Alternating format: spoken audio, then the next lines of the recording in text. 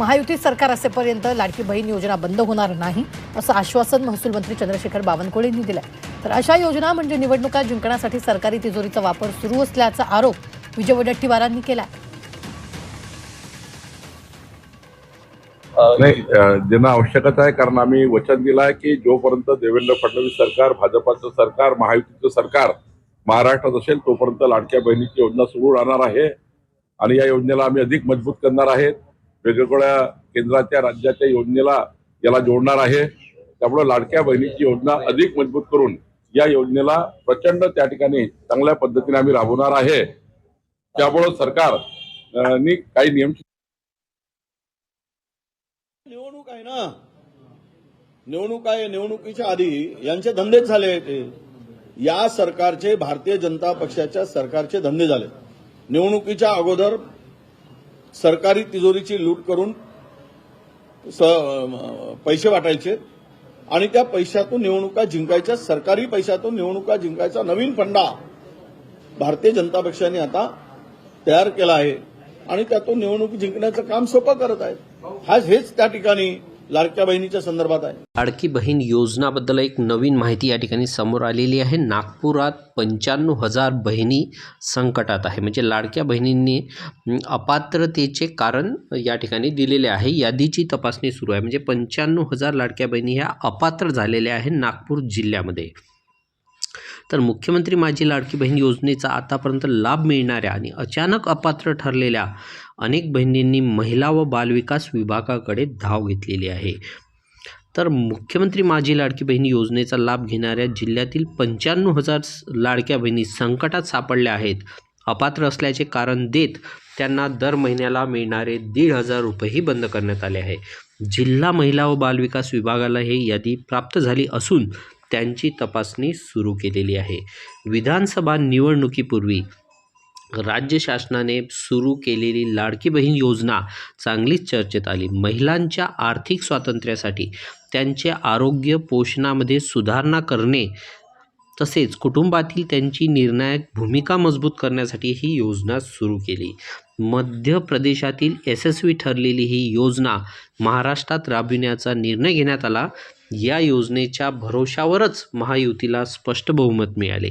लाडक्या बहिणींचा आशीर्वाद पाठीशी असल्याचा प्रतिक्रिया अनेक नेत्यांनी दिल्या। मात्र आता या योजनेतील पात्र अपात्र लाभार्थ्यांचे सर्वेक्षण सुरू झाले आहे।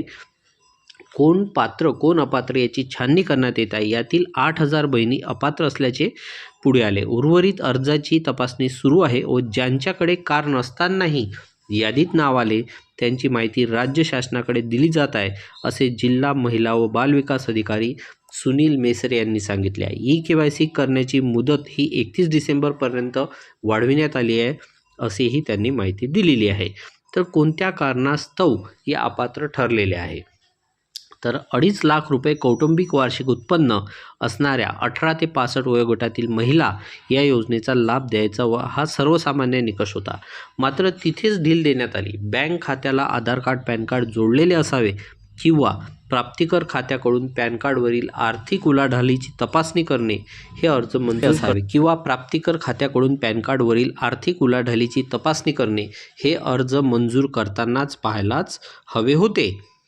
केवळ महिलांसाठी असलेल्या या योजनेचा लाभ पुरुषांनी घेतल्याचेही उघड झाले आहे। सरकार महिला कर्मचारी संजय गांधी निराधार योजनेतील लाभार्थी महिला 65 वर्षावरील महिलांनाही या योजनेचा लाभ घेतला असल्याचे पुढे आले आहे।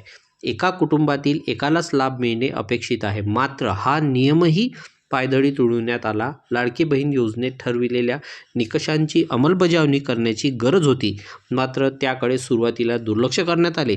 जनतेच्या पैशाचा बेजबाबदारीने केलेला हा अपव्यय असा रोष नागरिकांनी व्यक्त केलेला आहे आणि आम्हाला न्याय द्या, म्हणजे ज्या अपात्र झालेल्या बहिणी आहे त्या म्हणत आहे की आम्ही पात्र असतानाही आम्हाला योजनेचा लाभ मिळत नसल्याची तक्रार त्यांनी केली।